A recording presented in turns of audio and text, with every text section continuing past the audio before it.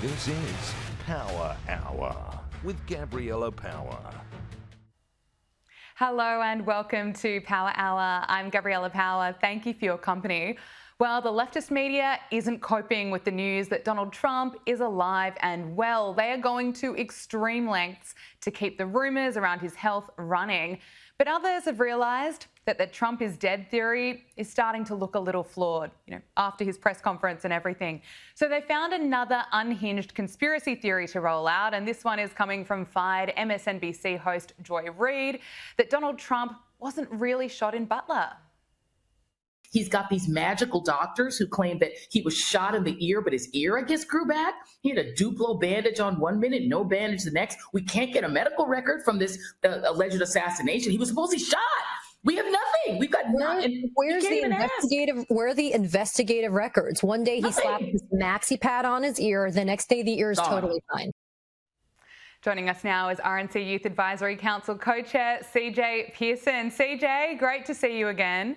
Let's start with Joy Reid. I mean, Joy Reid's realised that the Trump is dead theory is starting to lose traction, so she's pushing this other conspiracy theory that was also around the day he got shot, by the way, that he was never actually shot. I mean, she keeps reaching this whole new level of crazy. You're exactly right. And every single day she proves as to why she is currently unemployed and forced to use Skype calls fellow former MSCM employees there. And so, this is the thing that actually drives me insane about the left. They claim to be the party of tolerance and goodwill and all of these things, but here they go actively wishing for the death of the leader of the free world. It's absolutely nonsensical, makes zero sense, but it's of course part of the course for them.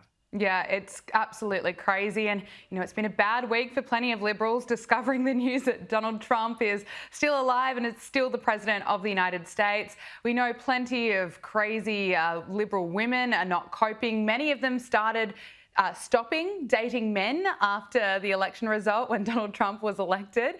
But now this lefty has filmed herself cutting her hair just so men don't approach her. Look at this. I said what I said. I'd rather be famous instead. I let all that get to my head. I don't care. I paint the town red. Bitch, I said what I said.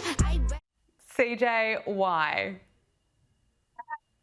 I wish I could explain it. I really wish I could put myself in the mind of that woman, but I don't think anyone could or should, right?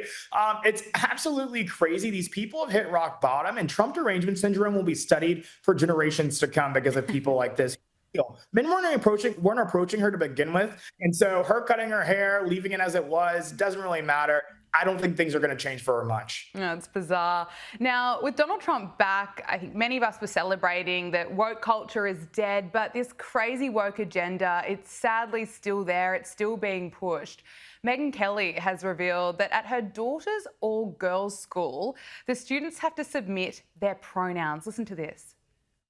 We intentionally chose non-woke schools, and our son's school is definitely non-woke and very reasonable. They're not MAGA, they're just non-woke. They're old school traditionalists, the way like we used to be, where they keep this ideology out of the classroom. But our girls' school, our daughter's school, is woke, more woke than I'd like.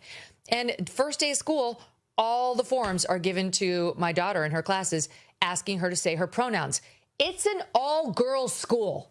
They all have the same damn pronouns. Stop asking this. I really wanted her to say, I don't play that game. I'm not playing the pronoun game, but you couldn't because the forms were electronic and they had to click something in order to go to the next box, and the forms were mandatory. It's infuriating, but that too is a compelled speech in its own way. CJ, this is just getting ridiculous. It was getting absurd. I got to tell you, that actually happened to me when I was in college. We were given a piece of paper and we were asked to write down our preferred pronouns. And what I wrote down actually was, if it's not obvious, I'm a little offended. Excellent response. That's the thing here. It's like, it's not too much to ask to think that school should be about education, not indoctrination. And I think Meghan is to completely hold her child's educators accountable. And thank God that she's the mama bear that she is. Let's talk about the Democrats. Plenty of them are still going crazy against Donald Trump's crime crackdown that so far appears to be working very well in DC.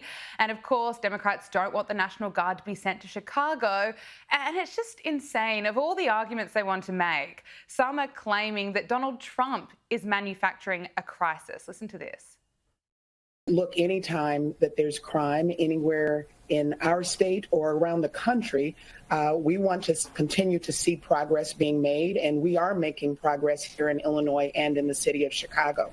But this is not about public safety, and this is not about making our residents safer. What Donald Trump wants to happen is he wants to manufacture a crisis. CJ, a bizarre argument considering how much crime there is in Chicago. Just over the weekend, 54 people were shot, 7 were killed. You know, it's an insane argument. And now, just because of, again, the extent of their Trump derangement syndrome, you now have the Democrat Party defending violent crime in this country, defending things like drug trafficking in this country. And I got to tell you, it's a losing argument. It's an 80-20 issue in favor of the president, and he's not backing down. And I got to tell you, it's awfully ironic hearing this from the party of so-called Black Lives Matter, because you know who's dying disproportionately because of these soft on crime policies? Black people. It is single Black mothers who bury their Black children because of their inaction on this issue. And so I got to say, thank you, President Trump, for standing up for Black folks all across this country, and we're grateful for it. Well said. Let's talk about the Epstein saga. Some of Jeffrey Epstein's victims spoke out about the years of abuse that they suffered in a very emotional 2-hour news conference in Washington, D.C. Here's part of what was said. And let me announce now, several of us Epstein survivors have been discussing creating our own list of names.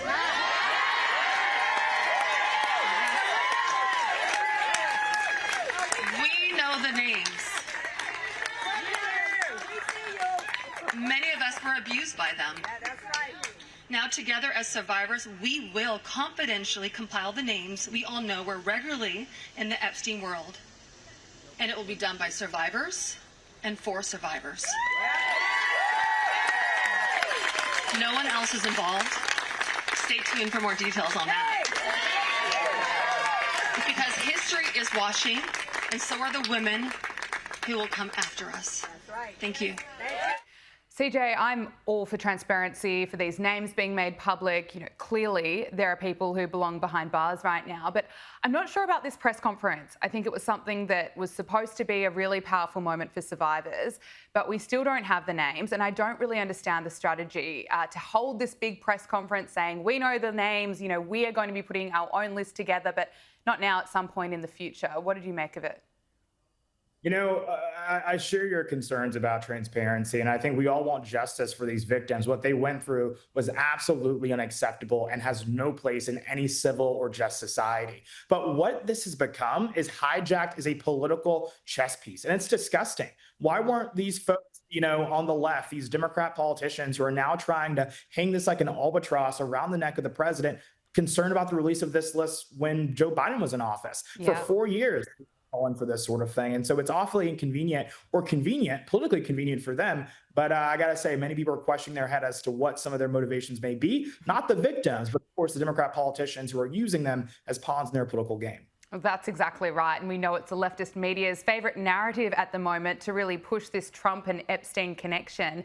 NBC actually asked survivors this question. Take a listen. I do have to ask, and I know, and it's just something that I think we're compelled to at this moment, with the attention on President Trump, with these questions around a pardon.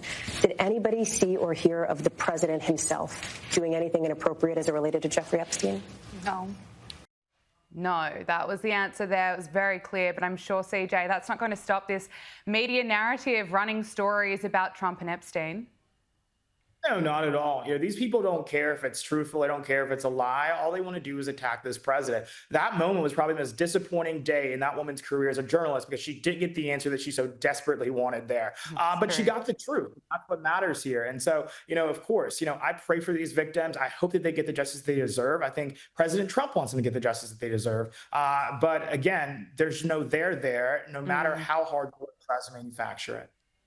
Okay, well, moving on. Minnesota Democrat Ilhan Omar has recently denied that she was a millionaire, saying those claims were ridiculous. Yet there are reports that her net worth is up to $30 million. Now, it's reported in the her latest financial disclosure that her and her husband, former political consultant Tim Minette, accumulated a net worth at the end of 2024 ranging from at least $6 million to $30 million. They experienced a 3,500% increase in their wealth last year. Yet just in February, she was saying, I'm a working mom with a student loan debt, unlike some of my colleagues, and similar to most Americans, I'm not a millionaire and am raising a family while maintaining a residence in both Minneapolis and DC, which are among the most expensive housing markets in the country. CJ, she's painting a very different picture there. What do you make of this? And mind you as well, I think members of Congress here in the States make around $174,000 a year. To turn that to many, many millions, well, I don't even know if Warren Buffett could do that. And so I'm a little concerned about that. And I think that warrants a little bit of a looking into. Here's the deal. All these people on the left, these progressives, they love to cosplay working class American when they're anything but that. They're limousine liberals, and she's no exception. And what I think what's unfortunate about this is that public service used to be about public service. The idea that you go into office not a millionaire and all of a sudden become 100 millionaire is absolute insane. And the math isn't mathing, to say the least. Well, speaking about limousine liberals, let's talk about Mamdani. The New York Post has revealed that Hamas-backed Qatar has bankrolled film and stage projects by Zohran Mamdani's Israel-bashing movie director mom, and one of its royals is now pushing for his mayoral bid. I mean, what does this say about Mamdani? That he's not good for this country and he's not good for the city of New York. And what we hope to see is that this field will coalesce, that, one of those men, whether it's Eric Adams, Andrew Cuomo or Curtis Solow, will make the decision that they need to get out of this race and unite behind someone who can beat this absolute disaster. And so hopefully it's going to take one of them sacrificing their ego. And there's a lot of egos in that race, but it's going to be what's best for the city and what's best for the country in the long term. RNC Youth Advisory Council Co-Chair CJ Pearson, always so good to talk to you. Thank you for joining us. Thanks for having me. It's time for Media Meltdowns, and over the weekend, crazy lefties were spreading a sick rumour that Donald Trump was dead. And although Trump has broken the news to them that he's very much alive and well, the leftist media has jumped on this trend and even tried to revive the twisted rumours. Here is MSNBC's Jen Psaki dedicating an entire segment suggesting that Donald Trump must be hiding something about his health. We went from Trump saying he hadn't heard about the rumors of his death to Trump saying he did hear about them from reports, to then back to Trump saying he hadn't heard anything about any of it in the span of approximately 60 seconds in the Oval Office today. Really can't make this stuff up sometimes. She's really onto something. And look, we may never know why Donald Trump suddenly spent a week hiding entirely from the American public, but you don't actually need baseless online conspiracies to explain why he might not want to show his face in public right now. I mean, this was the person who was Joe Biden's press secretary. Are you kidding me?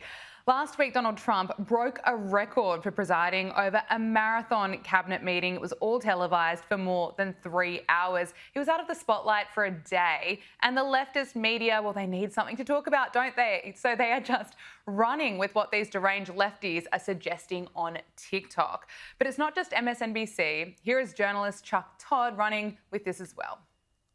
He's clearly hiding something about his health. Oh, clearly. Right? We are not getting... There's two things going on here. One is there's visible signs he's got some health issues. Now, they appear to be old people health issues, right? Particularly for old people that are out of shape and don't take care of themselves. So he's got the what looks like the COPD issue maybe, or at least stuff that could be related to that. It appears the bruising on his hands, that's likely a side effect of a medication he may be taking in order to a blood thinner. And if you think the media couldn't be more of a joke, this is a real headline from Politico. Trump denies he's dead. Yes, he's denying it. Is he, isn't he? Well, he's denying it. Excellent journalism, Politico. Now let's turn to CNN and its coverage of China's largest ever military parade, where Xi Jinping, Kim Jong-un, Vladimir Putin and former Victorian Premier Daniel Andrews gathered, and just watch how impressed CNN seems to be. Now we're being treated to scenes of uniformed soldiers with helmets, jogging alongside tanks and other military vehicles and jumping into them. We're seeing drones on display, and they will be part of the parade that is at hand here. It says so much just to be able to see these images. I mean, it's a pretty striking show of force just to see them all standing side by side watching this play out. Caitlin Collins. Look, pretty positive assessment. Surely that's how CNN would cover America's military parade. This is their coverage from earlier in the year. But we want to do it because he has to feed his inner image monster. He said it himself. He wants. Maybe he. Are you guys thinks of against the himself as a military movie parade? maker. Love the military. $100 million on it? I don't think it's called You cannot be $100 cutting tens of thousands of federal workers at the same time you say we're going to waste money on a military parade. Why is it wasteful? It is wasteful. Why? It is what do we need to show off our military for? Joining us now is political analyst Professor Joe Siracusa. Joe Siracusa, thank you for your time. Let's start with China's largest ever military parade. We saw former Victorian Premier Daniel Andrews. He was there at Tiananmen Square smiling alongside Iran's president, Chinese President Xi Jinping, Russian President Vladimir Putin, North Korean dictator Kim Jong-un. And let's just take a look at this parade.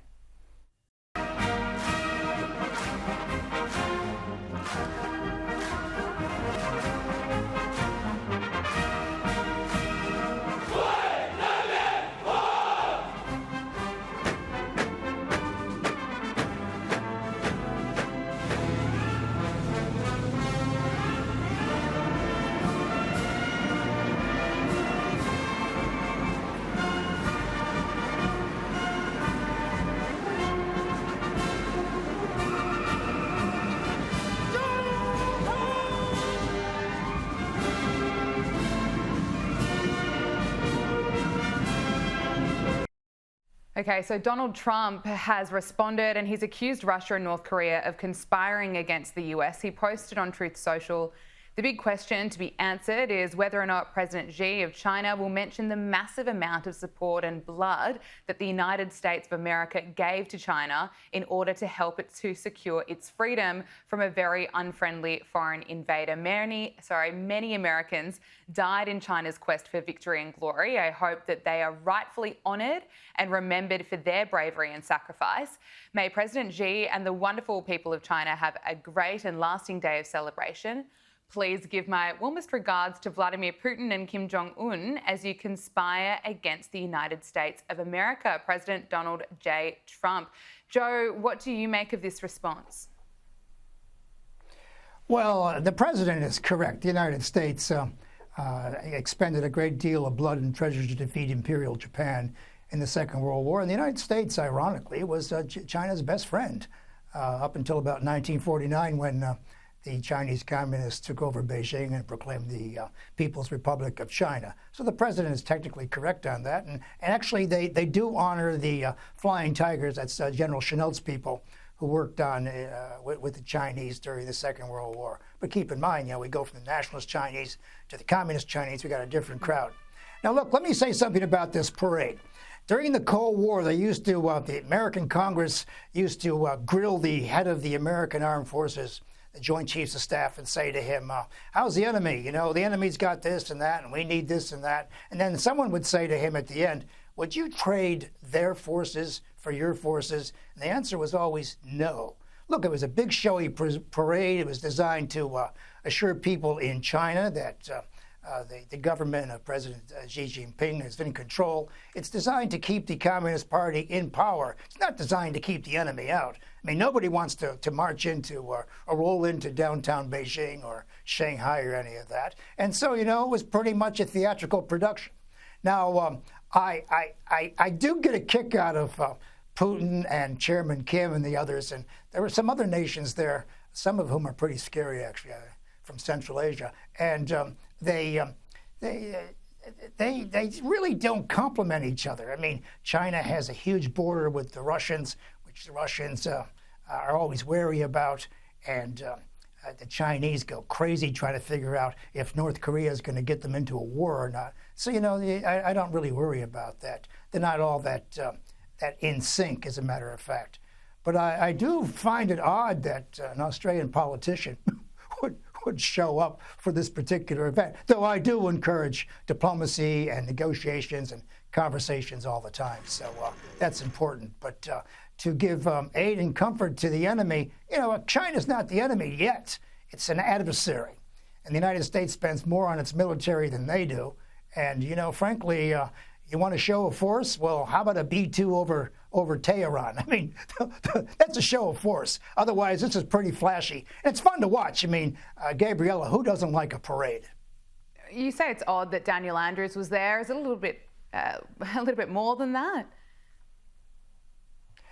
Well, look, when I talk a lot on Chinese in Chinese media, which I don't get paid, and I got a phone call once from some real scary people in Canberra asking me whether I got paid for it. The answer is no. I don't get paid to talk to Chinese or Russian media or people in Istanbul or anything else. I mean, that's the whole deal of being an academic. And, maybe he's in violation of the benefit or the Foreign Interference Act. I mean, I don't know. I mean, the idea of being in the back row there with some of the world's great dictators. And by the way, that front row has got a guy there who is indicted for war crimes. I mean, it's not a very classy crowd.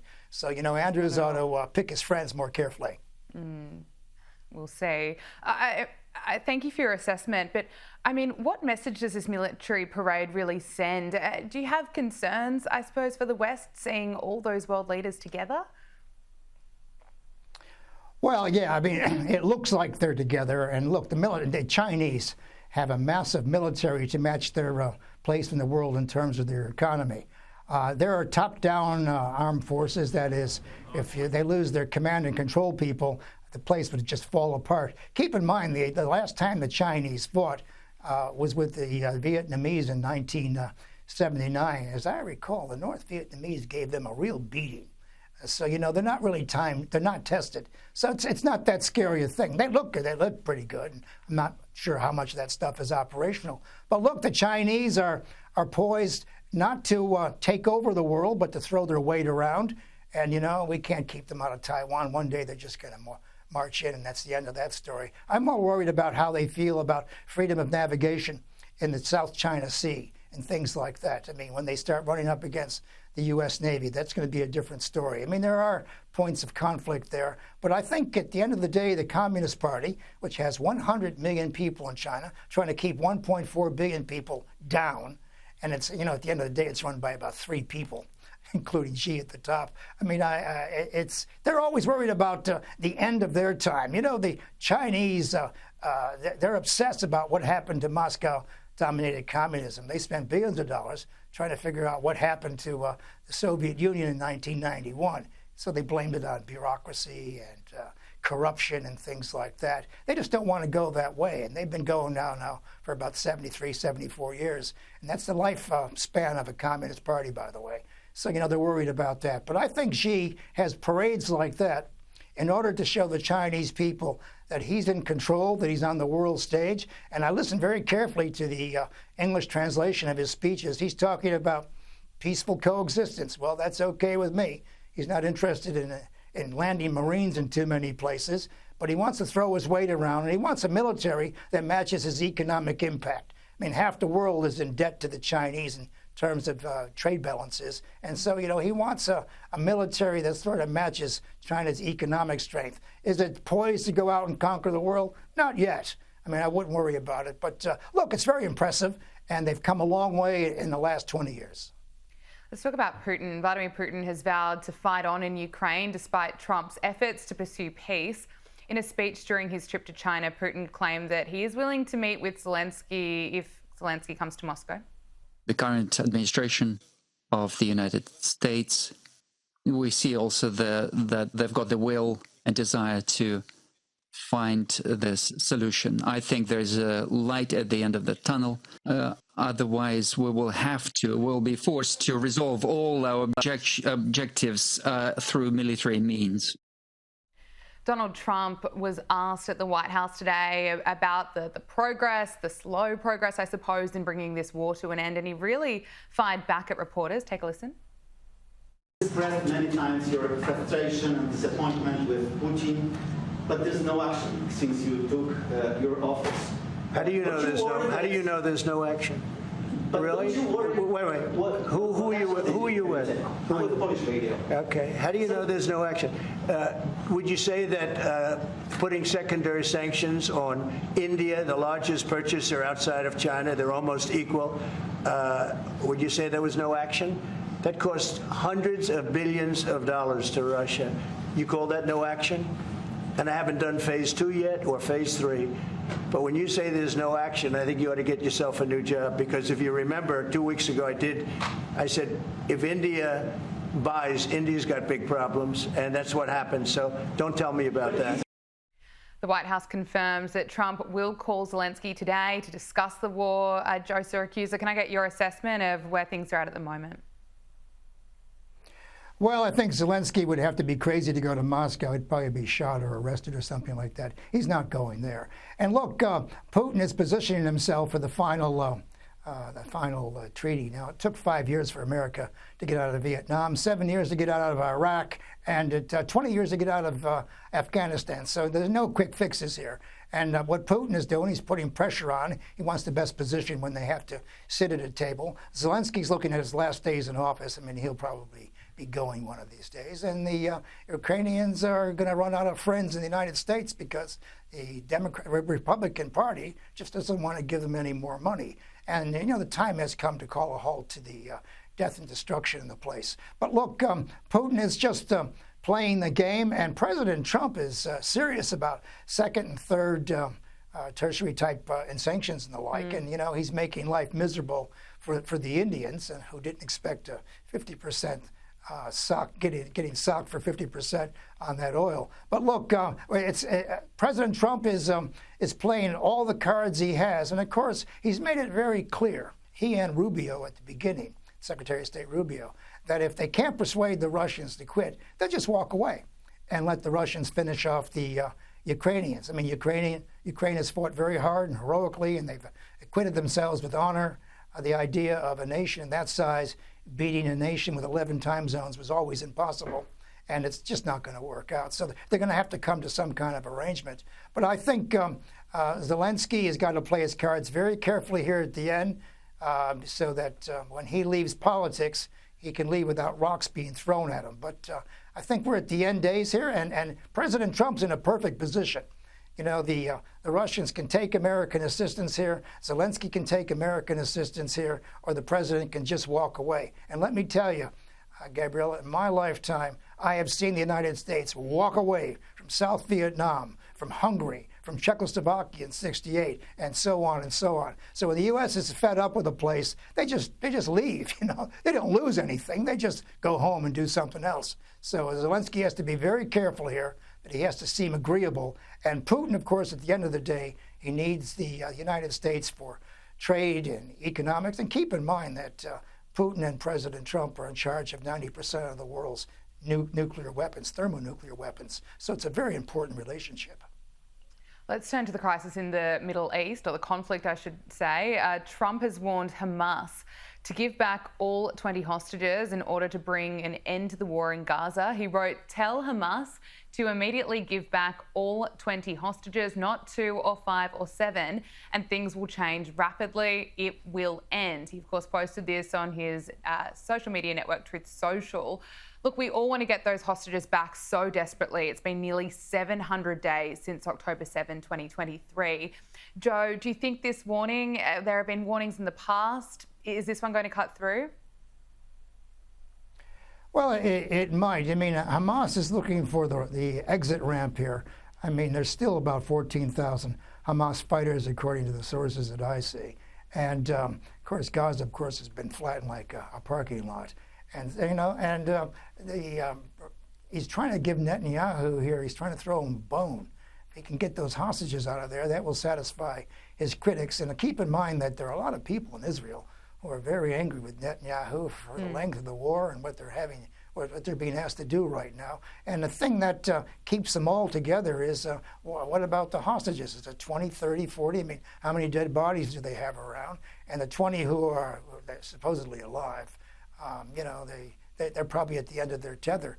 And of course, it's very clear to me in the early days of the attack, the Hamas attack on Israel and the Israeli response, that the Israelis probably were going to give up the hostages. That is, they were going to factor them into their own death count, because you can't not defeat Hamas for 20, 30, 40 people. I mean, that would sort of subtract from the actual victory. You know, at the end of the day, the Israelis have won this, and they've won it very well. The problem is they're on the verge of losing the peace. That is, no one's going to believe what got them going in the first place.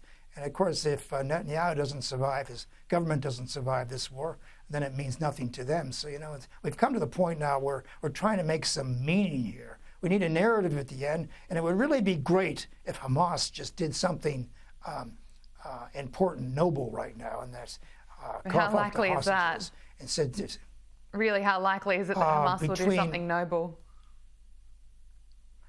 Between zero and Buckley's, they're not going to do anything like that. There might be someone at the end there who sees, like the Syrian guy who wound up as the terrorist who wound up as the head of Syria, somebody who's looking for a little bit of an exit strategy here to look. I don't mean great, but statesman-like.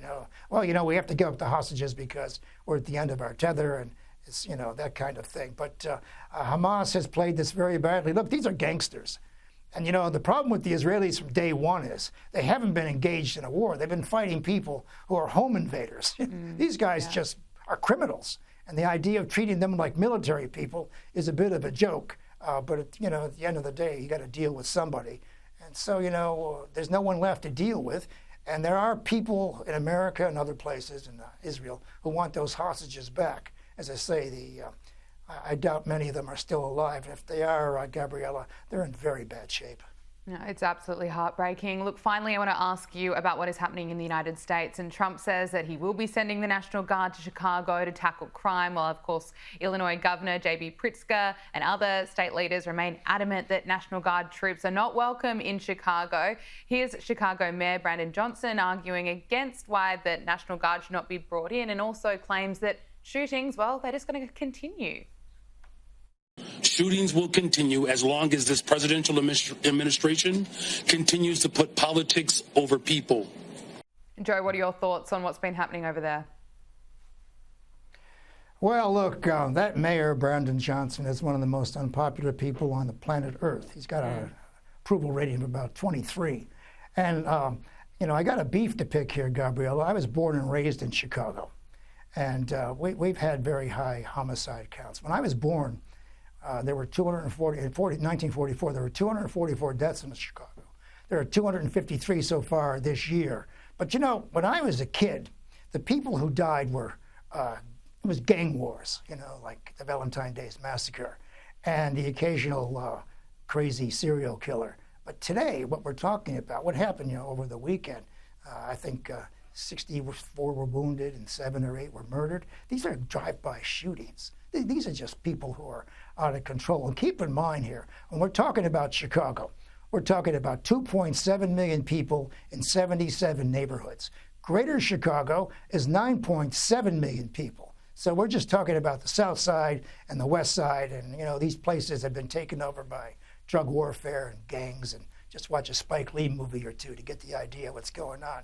So President Trump's on the right thing here. But people can't disagree with the mayor too much, because most of the jobs in Chicago are patronage jobs. That is, the mayor appoints the police chief, fire chief, and all the rest of them. And if you want to keep your job, you got to shut up publicly. But I'll tell you this. I know a lot of Americans, a lot of Chicagoans, and they are quite happy to see the federal guard. Now, the courts say they shouldn't be there. They shouldn't be processing, apprehending people or processing them and all the rest of it. But I think there'd be a lot of Chicagoans who wouldn't mind seeing some peace in the street. Yeah, it's a tough place. I grew up in a tough neighborhood, but we all made it. But look, that mayor there, and of course the governor, Pritzker, who's down in Springfield, he just loves the idea of picking a fight with President Trump because he's aiming for the White House. In fact, everybody who picks a fight with Trump is aiming for the White House. Always. America's that kind of place.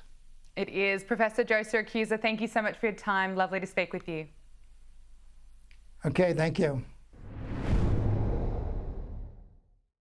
Prince Andrew is facing fresh scrutiny after new evidence revealed the Duke of York secretly kept in touch with Jeffrey Epstein for years later than he claimed. Riley Sullivan is a lifestyle reporter here at skynews.com.au, and he's always across the latest celebrity headlines. Riley, great to see you. Happy to be here. So a shocking new investigation has cast doubt over Prince Andrew's claims around the timeline of his relationship with Jeffrey Epstein. Can you take us through these? Right, so there's been a new investigation done by the Times newspaper in the UK, which has really kind of made the timeline crumble. I mean, this is the timeline that Prince Andrew laid out in that infamous Newsnight interview in 2019. He emphatically said that he cut off all contact with Jeffrey Epstein in December 2010. This was documented at the time. Of course, there was those infamous photos of them in New York together. This was all around that 2010 time. And Andrew maintained that was it, that he ended the relationship, he ended the friendship after that. Over time, we've seen that that has been shown to be likely untrue. Firstly, the BBC revealed emails earlier this year, which are strongly believed to have been authored by Prince Andrew. Those emails to Epstein were sent in 2011, so that's 1 year. But the biggest sort of bombshell that we found out from the Times is that it could be as late as 2015, which is basically 5 years after he claimed that he kept in touch with Epstein. I mean, it's remarkable, you know, for Prince Andrew, someone who basically lives in exile, you know, he's not in the public eye. It's kind of breathtaking how much he's in the news because of this. This will haunt him forever. This will be forever associated with his legacy. When they write the history books about the Duke of York, this is going to be first thing there, yeah. Yeah, absolutely. Look, Meghan Markle led the birthday tributes to her mum, Doria, this week, following reports that Doria recently moved out of the Sussexes' home. What do we know about their current relationship? Yeah, you know, I thought this was a really lovely post by Meghan. She put on her Instagram story a lovely photo with her mum, and she just said, "Happy birthday to my beautiful mum." And it was actually, honestly, so refreshing to just see her share something, you know, that felt real, because we know that she is very close with her mum. We know that she loves her mum, Doria. And it wasn't an ad, there was no gimmick. It was just a nice post for Doria's birthday. She turned 69. I thought that was remarkable, and she looks amazing. Yeah, there it is. And in terms of their relationship, you know, I do think that there were reports recently that Doria was previously living with the Sussexes full-time, helping with looking after Archie and Lilibet. She's more recently supposedly moved out back to her own home in Los Angeles. People were reading into that. I don't really think that there's anything there. I think that they do have a great relationship. And if you think about it, you know, throughout this whole period since their wedding, Doria has always been such a kind of classy, graceful person. She's never, you know, come close to doing anything that would betray the confidences of Meghan and Harry or cashing in, nothing like that. And what a contrast, because of course Meghan's had so much betrayal from her father, from her half-sibling. So I think Doria really is a tower of strength for Meghan and Harry, and happy birthday. Yeah. A royal insider has claimed Prince Harry has a list of conditions before a possible reconciliation with King Charles. Do we know what's on Harry's list of demands? So we've got 3 things on this wish list, supposedly, that would precipitate a possible reunion with King Charles. The first thing would be a reinstatement of the security for Meghan and Harry. We know that this has been a core issue for Harry in terms of not only his relationship with the royal family, but any time he's come to the UK. Of course, he had that court battle that he lost with the Home Office over security. Supposedly, the top of his list is that he wants that to be reinstated. I mean, I think at this point it would have to be just paid for by the King personally, because there would be no way for them to reinstate it through the, I guess, the sovereign grant or anything. It would have to come from Charles. Second on the list is that Harry wants guarantees that his privacy will be protected. I don't know about that. I mean, kind of maybe implying that, you know, Charles would be doing the leaking. I think that if anyone is leaking to the media and betraying privacy, I don't know. I think the call's coming from inside the house. Absolutely. And the third thing, and I think this might be the hardest pill to swallow for the royal family, Harry wants full royal treatment for himself and Meghan. No. Curtsies, bows, HRH. No. It's a tall task. I don't know. I don't really see this one. I can't see the King going for this, but I mean, supposedly that's his list, 3 things. They're the demands after, you know, exiting the royal family, flying off to California, all the Netflix deals and the memoirs. My goodness. Right. Now, ex-royal butler Grant Harold has shared new details about Harry's romance with Chelsea Davy, including their secret double dates with Will and Kate. Now, of course, what do we think how Meghan Markle will be feeling with these revelations? Is she upset? I don't think Meghan would like these new details. So, of course, Grant Harold recently released a book, which we talked about. He spoke a little bit in the book about the relationship with Chelsea, but he actually has become even more candid since the book's come out. So he was at a release party for the book recently in the UK. I believe he was talking to GB News, and he spoke about even more about the cosy foursome, you know, this original Fab Four of Harry and Chelsea and, of course, Will and Kate. And supposedly they were so comfortable in each other's company and so relaxed that they would often, the four of them would just go to the local pub.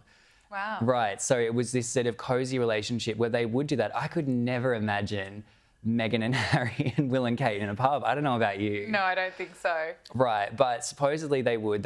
With Chelsea, they would hang out in the pub. It was all very cozy. And I think the one line that Grant has said that I think would probably cut Meghan pretty deep is he said that they were a happy family that got along. Very hurtful, but again, you know, it could have all been so different. Yeah, couldn't it? I know, I've spoken about that before, isn't it interesting? Royal author Sean Smith has published a brand new biography on Sophie, the Duchess of Edinburgh, and you recently spoke with Sean. What did he say about Sophie in the new book? Right, I thought this book was quite interesting. So Sean's basically kind of chronicles Sophie's entire life in the royal family. Famously, she married Prince Edward, Queen Elizabeth's youngest son, in 1999. It was the last royal wedding of the century and very much sort of the end of an era, because before that we had Diana and Fergie, these sort of very polarizing people that came into the royal family, and it all kind of ended in divorce, and it was, you know, so much drama. And I think Sophie was such a breath of fresh air when she came in the 90s. And it's actually really interesting reading the book. You sort of see the parallels there with perhaps Meghan and Harry today. I mean, Sean was very cautious to kind of draw that parallel. I think that he thinks that Sophie's very much someone who sort of stands on her own and has her own identity, but I couldn't help but notice a pattern there. And basically what happened was in 1999, when Sophie and Edward married, I think people forget this because they're such hardworking royals, but at the time they had careers. You know, they were not full-time working royals. They both had professional careers. Edward had a film production company. Sophie had a PR agency. And within a couple years, you know, that all kind of fell apart because there was a sting operation, a newspaper went undercover. They recorded Sophie. She thought she was meeting with a PR client. She was meeting with an undercover journalist. She was caught making comments, disparaging comments about a bunch of public figures, including the then Prime Minister. It was all a big scandal, and it's kind of all been forgotten now. But I think that the lesson from that was that it doesn't work to be half in, half out. And I think it was such an interesting parallel to see that Sophie and Edward, they understood that. They saw that it didn't work. They kind of gave up their careers and they focused on being working royals. And a credit to them, you know, they've never put a foot wrong. The contrast with Meghan and Harry, who basically chose the other one, you know, it was made clear to them you can't be half in, half out. And instead of choosing the life of service, the life of, I think, a more meaningful life, they chose Hollywood. So it's such an interesting parallel, but a great book. And who doesn't love the Duchess of Edinburgh? Riley Sullivan, thank you so much for joining us. Great to speak to you. Thank you. That is Power Hour. Thank you for your company. We'll see you next week. Make sure you subscribe to Sky News Australia on YouTube.